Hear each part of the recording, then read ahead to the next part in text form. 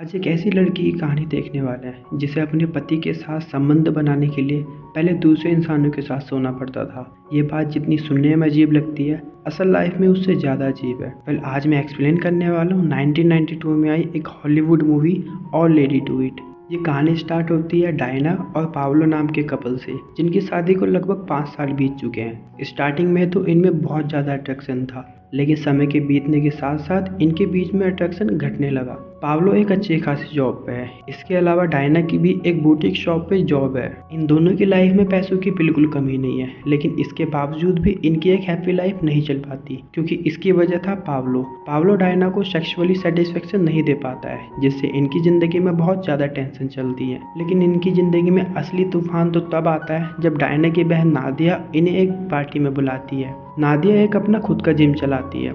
जिस पार्टी में नादिया ने डायना पाब्लो को बुलाया था, उस पार्टी में एक बहुत बड़ा लेखक आने वाला था, जिसके साथ एक इंसान भी आता है जिसका नाम था अल्फांसो दोनाती।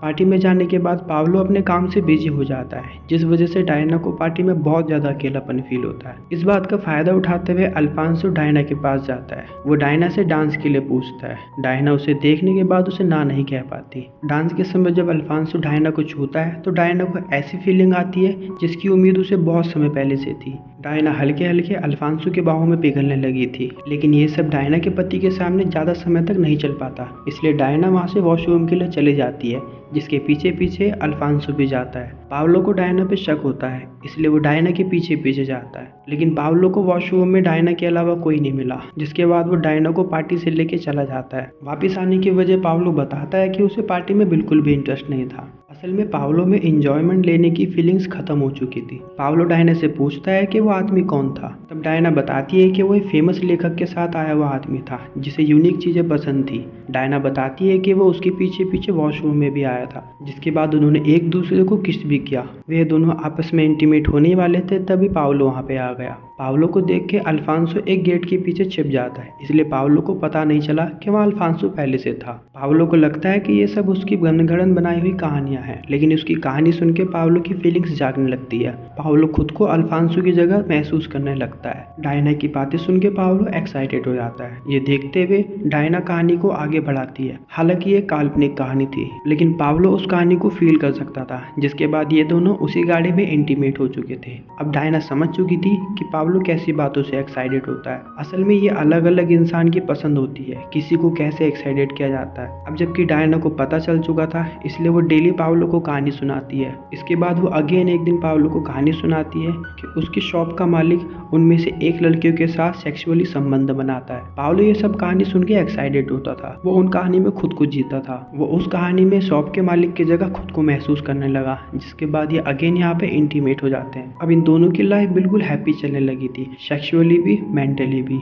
अब डायना को पाब्लो से कोई प्रॉब्लम नहीं थी। एक दिन डायना को पता चलता है कि वेनिस में उसकी आंट की मौत हो चुकी है। उसकी बहन अपने जिम के काम से बहुत बिजी थी, जिस वजह से वो नहीं जा सकती थी, इसलिए डायना को वेनिस जाना पड़ता है। असल में डायना की आंट की कोई औलाद नहीं थी, इसलिए उसने अपनी जायदाद को उन दो बहनों में बांट दिया था। अब डायना के हिस्से में भी एक बंगला आता है। डायना उस बंगलों में जाती है। उस बंगलों में जाने के बाद डायना को पता चलता है कि उसकी आंट एक पॉर्न स्टार थी, जहाँ डायना को अपनी आंट की कुछ फोटोज एंड वीडियो कैसेट्स मिलते हैं। डायना उन वीडियो कैसेट्स को पाब्लो को ये सोच के दिखाती है कि पाब्लो इन वीडियो कैसेट को देखने के बाद एक्साइटेड होगा, लेकिन पाब्लो वीडियो देखने के बाद बिल्कुल भी एक्साइटेड नहीं हुआ। इसलिए पाब्लो को इंटीमेट करने के लिए डायना अगेन एक कहानी सुनाती है। डायना बताती है कि जब वो वेनिस में थी तो वो अपने कजिन के साथ एक खुली जगह पे इंटीमेट हो गई थी। ये कहानी सुनने के बाद पाब्लो अगेन एक्साइटेड हो जाता है, जिसके बाद अगेन उनमें रिलेशनशिप बनते हैं। डायना जब वेनिस में थी तो उसे याद आता है कि अल्फांसो नाम का व्यक्ति भी यहीं पे रहता है। डायना अल्फांसो के साथ रिलेशनशिप में आना चाहती थी, इसलिए डायना अल्फांसो से मिलने के लिए जाती है। जब डायना अल्फांसो से मिलती है तो वो खुद को नहीं संभाल पाती। उन दोनों में अगेन रिलेशनशिप बनते हैं। ये कहानी भी डायना पाब्लो को सुनाती है,